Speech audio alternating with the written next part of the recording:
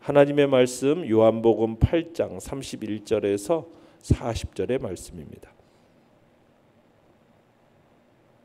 요한복음 8장 31절에서 40절의 말씀 우리 한 목소리로 같이 읽도록 하겠습니다.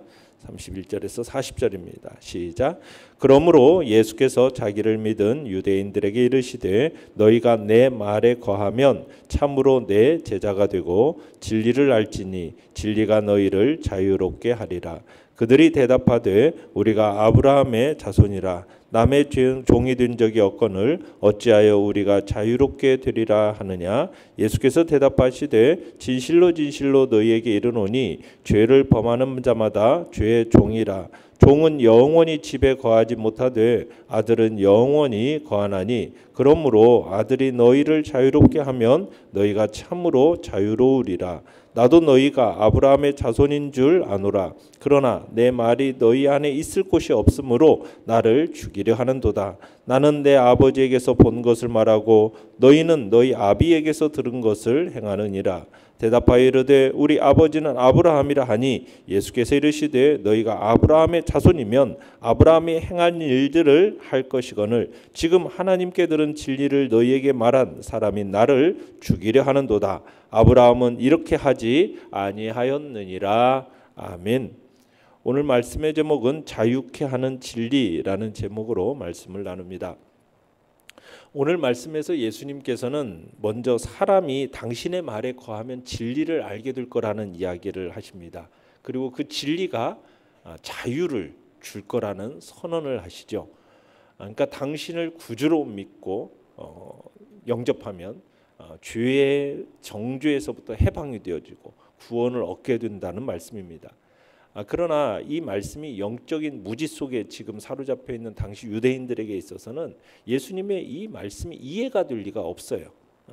그들은 자신들이 그저 아브라함의 자손으로서 지금까지 남의 종이 된 적이 없는데 어찌해서 자유케 되리라는 말을 하느냐는 어떻게 보면 동문서답 같은 이야기를 하는 이야기가 오늘 본문의 이야기입니다. 먼저 33절을 같이 한번 읽어보겠습니다. 33절 시작. 그들이 대답하되 우리가 아브라함의 자손이라 남의 종이 된 적이 없거늘 어찌하여 우리가 자유롭게 되리라 하느냐.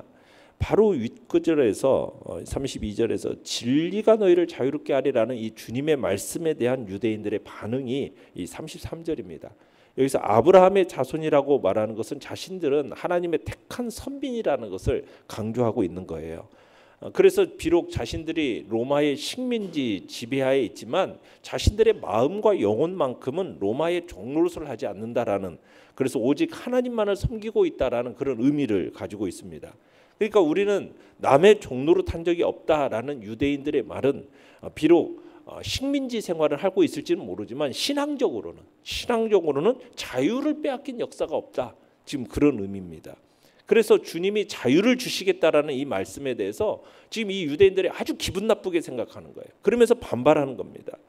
그랬더니 주님이 뭐에 대한 종으로서 무슨 종노릇을 하라고 있다고 지적하고 계십니까? 자, 내용 관찰 문제 1번을 보시면 죄를 범하는 자는 모두 무엇의 종입니까? 34절 읽어보겠습니다. 시작. 예수께서 대답하시되 진실로 진실로 너희에게 이르노니 죄를 범하는 자마다 죄의 종이라. 죄를 범하는 자마다 무엇의 종이라고요? 죄의 종이라는 거죠. 죄의 종이라고. 그러니까 주님께서 죄를 범하는 자마다 모두 죄의 종이다라는 걸 지적하고 계시는 겁니다.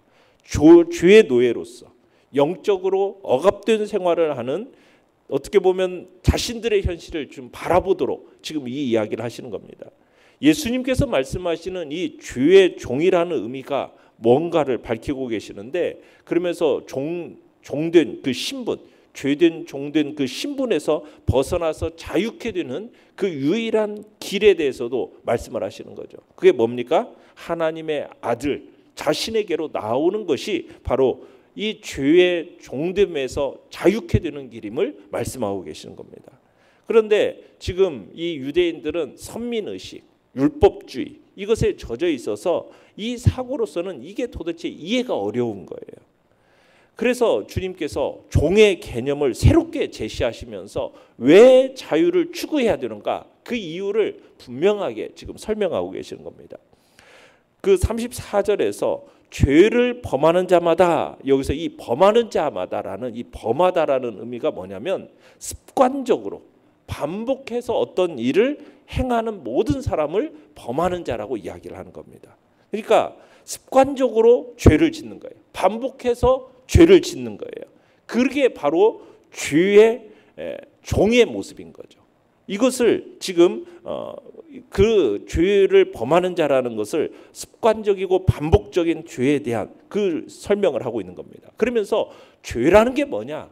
여기서 죄를 범한다는 이 죄의 원래 의미는 뭐냐면 하말티아라는 이 헬라어로서 뭘 얘기하냐면 관역을 마치지 못한다라는 뜻이에요. 관역을 마치지 못한다. 그러니까 사람에게는 하나님께서 명하신 삶의 표준이 있어요. 그런데 그 표준에서 빗나가는 것, 그 빗나가는 일체의 것이 바로 뭐냐? 죄라는 거예요. 죄라고. 그래서 성경은 의인은 없다라는 거죠. 죄 없는 사람이 없다라는 거예요. 그러니까 예수님께서 자신들이 지금 자유하다고 주장하는 그 사람들에게 너희는 누구다? 죄의 종이다. 죄의 종이다. 말씀하고 계시는 것입니다. 전적으로 너희들은 죄의 지배를 받고 있는 소망 없는 사람들이다. 얘기하는 겁니다. 죄의 종된다라는 것은 죄의 삭시 뭡니까? 사망을 피할 수 없는 그런 절망적인 존재라는 절망적인 상황에 대해서 지금 묘사하고 있는 것입니다. 35절 36절을 한번 읽어보겠습니다. 시작. 종은 영원히 집에 거하지 못하되 아들은 영원히 거하나니 그러므로 아들이 너희를 자유롭게 하면 너희가 참으로 자유로우리라. 자, 예수님께서는 한 집에서 함께 살아가는 종과 아들을 대비시키면서 얘기하시는 거예요. 그러면서 유대인들을 종으로 묘사하고 있습니다. 어떻게 보면 그들로 하여금 충격받도록 의도화해서 지금 이런 말씀을 하시는 거예요. 유대인들은 지금 자신들을 어떤 존재라고 생각했어요? 아브라함의 자손, 택하신 민족 하면서 어떤 큰 자부심을 가지고 지금 스스로 그런 자부심을 가지고 있었는데 예수님은 너희들은 아들이 아니라는 거예요. 뭐라는 겁니까? 종이라는 거예요. 그러면서 못을 딱 박으시는 거예요. 종이라는 존재는 뭐예요? 종은 자기 주기인에게 속한 존재입니다. 종이 지시하는 일을 하는 사람이 종이에요. 그래서 언제라도 주인이 해고하면 해고당하는 것이고 집을 나가야 되는 존재가 종이에요. 그 종에게는 자유가 없습니다. 어떤 확고한 지위도 없고 뭐 토지의 소유권도 없어요. 종은 그저 주인이 지시하는 것에 따라서 온전히 따라야 되는 거예요. 만약 그것을 거역하면 더 이상 그 자리를 보존하기가 어렵습니다. 그러니까 종된 그들은 지금 주인신 하나님께서 이 세상에 보내신 아들을 거역하면서도 이게 얼마나 심각한 문제인지를 알지 못한다는 거죠. 하나님의 뜻을 거스르는 것이 바로 죄를 범하는 것이고 죄를 범하는 자마다 모두 죄의 종이다라. 그래서 유대인들을 가리켜서 너희들은 종의 신분에 처해 있다라는 것을 부인할 수 없다. 지금 그 이야기를 하는 겁니다. 그러니까 너희 유대인들, 너희들은 하나님의 집에서 어떤 지분도 어떤 권리도 없는 종일 뿐인 거다. 근데 마치 너희들이 상속자인 것처럼 착각하고 있는데 착각하지 말라는 거예요. 예수님이 말씀하시는 이 자유라는 것은 그저 단순히 어떤 신체적인 억압이나 경제적인 억압이나 정치적인 속박에서 벗어나는 그런 어떤 현상적인 개념 속에서 자유를 얘기하는 것이 아닙니다. 그걸 초월하는 아주 특별한 자유를 얘기하는 거죠. 어떤 자유입니까? 하나님께서 주시는 영적 자유입니다. 영적 자유. 그러니까 이 자유는 인류 시조인 아담이 범죄하면서부터 모든 인류는 죄의 종이 되었어요. 죄의 종이 되면서부터 그 모든 후손은 죄 가운데 태어나게 되었고 죄의 종이 되어진 거예요. 이게 전제입니다. 그러니까 인류는 다 죄의 종이 되어서 사탄으로부터 영적인 속박받는 상태 가운데서 태어났고 그렇게 살아가는 그것에서 벗어날 수가 없어요. 그게 우리 모든 인류의 운명이에요. 그 운명으로부터 벗어날 수 있는 유일한 길이 뭐냐? 아들이 자유케 하면 자유로워진다는 거예요. 아들이 자유케 하는 그것을 힘있는 길밖에 없다라는 거죠. 그 아들이 누구냐는 거예요. 바로 아들은 제2의 아담으로 오신, 이 땅에 오신 성육신하신 제2위 하나님 예수 그리스도, 그분이 아들이신 거죠. 그러니까 예수 그리스도께서 이 세상에서, 이 세상 역사 가운데 유일하게 무죄한 분으로서 인류의 죄에 대해서 대속적 죽음으로 속죄를 행할 수 있는 유일한 분, 그분이 예수 그리스도신 거죠. 그러니까 예수 그리스도의 이 대속적인 죽음의 공로를 힘입은 사람만이 죄의 종된 신분에서 벗어날 수 있음을 우리에게 얘기하고 있는 겁니다. 그래서 아들이 자유롭게 해야 자유로워지는 거예요. 자, 내용 관찰 문제 2번입니다. 자, 그러한 종의 신분에서 해방되어 자유를 얻기 위한 방법은 무엇입니까? 32절로 가보겠습니다. 32절 시작. 진리를 알지니 진리가 너희를 자유롭게 하리라. 자, 여기서 진리라는 게 뭡니까? 진리라는 것은 첫 번째로 예수 그리스도 자신이 진리이십니다. 그죠? 내가 곧 길이요 진리요 생명이니, 예수님이 진리셔요. 예수님. 두 번째, 뭐가 진리냐? 예수님께서 가르치신 천국 복음, 영생에 대한 내용이 바로 진리입니다. 세 번째는 예수 그리스도의 그 십자가의 복음, 그 복음이 진리입니다. 그러면은 진리를 얻는 방법이 무엇입니까? 진리를 알아야 된다고 얘기하잖아요. 그 진리가 너희를 자유롭게 한다고 얘기하잖아요. 그러면은 진리를 알아야 되는데 진리를 안다라는 게 뭐예요? 바로 진리이신 예수 그리스도를 영접하는 겁니다. 그리고 진리이신 예수 그리스도께서 말씀하신 그 말씀의 생활에 거하는 겁니다. 거하는 생활입니다. 예수 그리스도를 올바로 아는 것이 진리를 아는 것이고, 그분이 교훈하시고 그분이 약속하신 천국 구원의 복음, 영생의 비밀을 아는 것이 진리를 아는 것입니다. 십자가의 복음, 그 복음의 진리를 아는 것이 그게 진리를 아는 거예요. 그 진리를 알 때 영생을 얻게 되고 자유함이 임하게 되는 거죠. 죄의 종노릇에서 벗어나서 하나님이 약속하신 영원하고 참된 자유, 이 땅에서 얻을 수 없는 영적인 자유를 누리게 된다는 얘기입니다. 연구와 묵상 문제 3번입니다. 자, 그 진리를 알게 되고 예수님의 참 제자가 되는 조건은 결국 무엇입니까? 거하면이라는 표현은 어떤 의미를 가지고 있으며 단순히 지식으로 아는 것과 어떻게 다르다고 생각합니까? 자, 31절 32절 다시 한번 읽어보겠습니다. 시작. 그러므로 예수께서 자기를 믿은 유대인들에게 이르시되 너희가 내 말에 거하면 참으로 내 제자가 되고 진리를 알지니 진리가 너희를 자유롭게 하리라. 자, 주님은 유대인들이 당신을 믿되 참된 신앙으로 당신을 따르는 사람들이 적다라는 것을 아셨어요. 그들 대부분이 예수님을 그저 메시아로는 믿는데 주님의 그 영생에 대한 진리의 말씀에는 관심이 없어요. 대부분이 주님을 그저 정치적인 메시아로, 이 땅의 문제를 해결하는 그런 세속적인 메시아로 믿고 있었던 것. 그러니까 주님은 당신의 진리의 말씀에 거하는 자만이 당신의 참 제자가 될 수 있음을 말씀하고 계시는 겁니다. 자, 그렇다면 주님의 말씀에 거한다라는 게 무엇이에요? 거한다라는 것은 머무른다, 거주한다, 서다, 이런 뜻이거든요. 그러니까 주님의 말씀 안에 머무르고 그 말씀 안에 거하고 서는 삶이에요. 그러면은 이 말씀에 거한다라는 게 뭐냐? 결국 주님의 말씀을 절대적 가치로 인정하고 듣는 것을 의미하는 겁니다. 거한다라는 것은 먼저는 주님의 말씀을 절대적인 가치로 인정해야 돼요.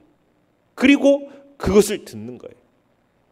바리새인들처럼 그저 예수님을 나사렛 어떤 촌동네의 목수의 아들 그렇게 여기는 사람은 주님의 말씀을 절대적 진리로 여길 수가 없는 겁니다.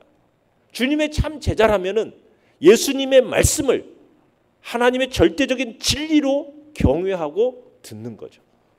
두 번째는 주님의 말씀을 끝없이 즐겁게 배우는 것을 의미하는 겁니다. 주님의 말씀을 끝없이 즐겁게 배우는 거예요. 제자라는 뜻의 헬라어는 바로 배우는 자라니, 배우는 자. 주님의 말씀에 겸손하니 순종하고 끝없이 진리를 배우려는 그런 구도적인 자세, 그런 자세를 지닌 사람이 바로 주님의 참 제자라는 거죠. 세 번째는 주님의 말씀을 자기의 실생활에 적용하는 겁니다. 자기의 실생활에 적용하는 게 바로 주님의 진리에 거하는 거예요. 주님의 말씀을 그저 머리로만 듣고 지식으로만 축적하는 사람은 주님의 참 제자가 아니라는 거예요. 지식적으로만 아는 사람일 뿐인 거죠. 주님의 참 제자는 어떠냐? 자신의 삶의 모든 영역에서 주님의 말씀을 적용하고 실천하는 사람입니다. 말씀의 산체험이 있는 사람, 말씀의 그 진리를 확인하고 그 말씀의 열매를 맺는 사람, 그 사람이 바로 말씀에 거하는 참 제자인 거죠.